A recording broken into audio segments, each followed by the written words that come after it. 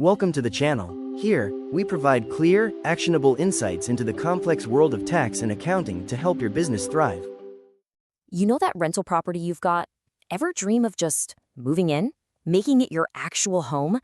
Well, the big question is, can you do that without the IRS sending you a giant tax bill? That's exactly what we're breaking down today. We're going to tackle how to turn a 1031 exchange property into your primary residence.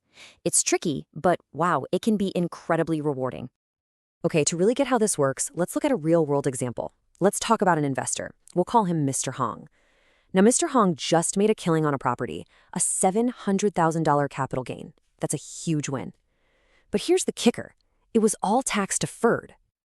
So, how did he do it? What's the secret? He used this incredible tool called a 1031 exchange. Basically, the IRS lets you sell one investment property, say in San Diego, and then roll all that profit, every single penny, into a new one, like a place in LA. And just like that, you push the tax bill way down the road.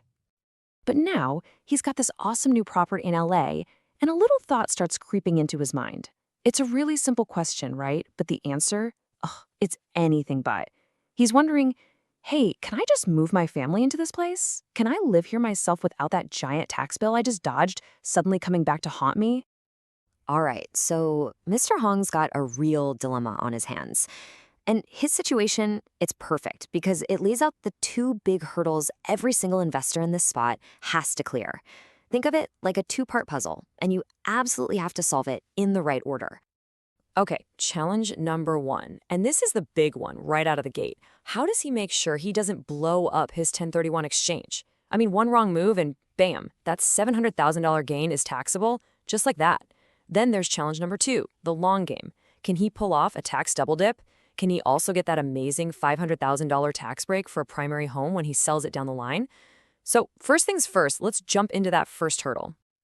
So to figure out this first part of the puzzle, we need to go back to the very foundation of what a 1031 exchange is.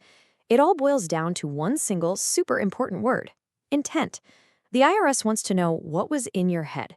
What was your intent the moment you got that new property?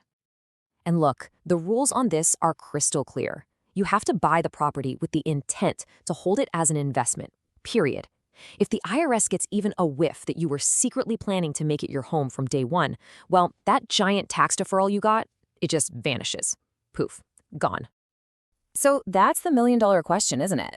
Because, life happens, plans change.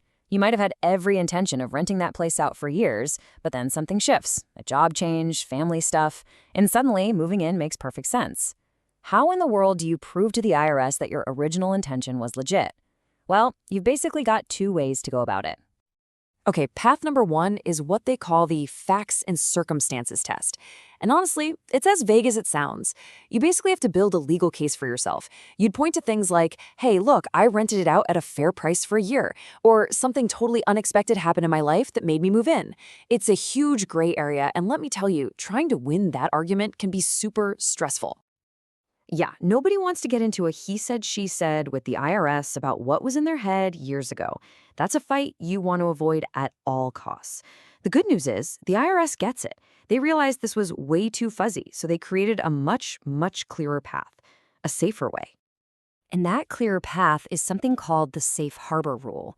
You can think of it as the official IRS playbook. If you follow these instructions, they promise not to come after you for your intent. The safe harbor is awesome because it's basically a checklist. You just tick the boxes. Here's the recipe. First, you got to hold the property for at least 24 months, 2 full years. Second, for each of those 2 years, you have to rent it out at a fair price for at least 14 days. And third, you can't be living it up in the property yourself. Your personal use is super limited. You do all that, boom, your 1031 exchange is safe. All right, let's jump forward in time. Imagine Mr. Hong did everything right. He followed the safe harbor rules to the letter for 2 years. His 1031 is locked in, it's safe. Now he can set his sights on the next huge prize, the capital gains exclusion for selling your own home. And this is seriously one of the best deals in the entire tax code. If you're married, you can sell your main home and not pay a single dime in taxes on up to $500,000 of profit. $500,000 tax-free. If you're single, it's $250,000. It is a massive, massive benefit. But, of course, there's a but. Because this property started its life as a 1031 exchange, there are some extra hoops to jump through. To get this exclusion, you need to own the property for at least 5 years total, and you have to have lived in it as your primary home for at least 2 of those 5 years. And here's the most important part. The amount of profit you can exclude is going to be prorated. It gets reduced for the time it was a rental. Okay, so how do they actually calculate this? The math might look a little scary, but I promise it's not. It's really just a simple fraction, a ratio, that separates the time the property was a rental from the time it was your home. Let's go back to Mr. Hong and play out the whole timeline. Let's say he owns the property for 10 years total. For the first 7 years, it's a rental. The IRS calls this non-qualified use. Then for the last 3 years, he lives there. That's qualified use. So right away, we know he's good on the residency rule. He lived there for 3 years, which is more than the 2 he needed.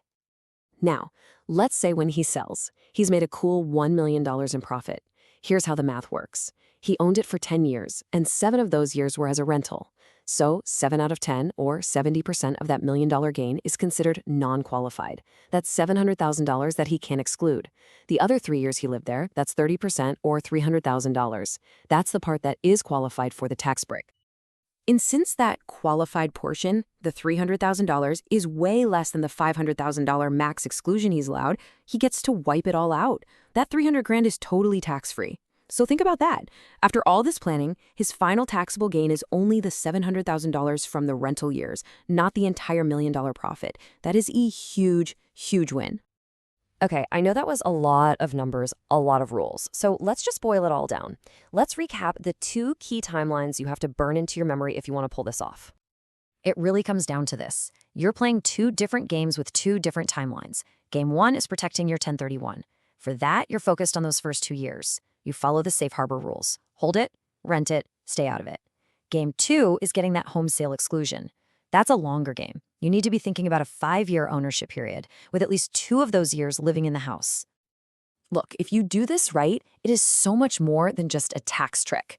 You're literally transforming an investment property into a long-term plan for your family's home, and you're packing it with amazing tax benefits along the way. But you gotta be careful and you gotta plan it out. So the real question I wanna leave you with is this. Is your investment property maybe, just maybe, your future home? How could you use this strategy to build your own financial future?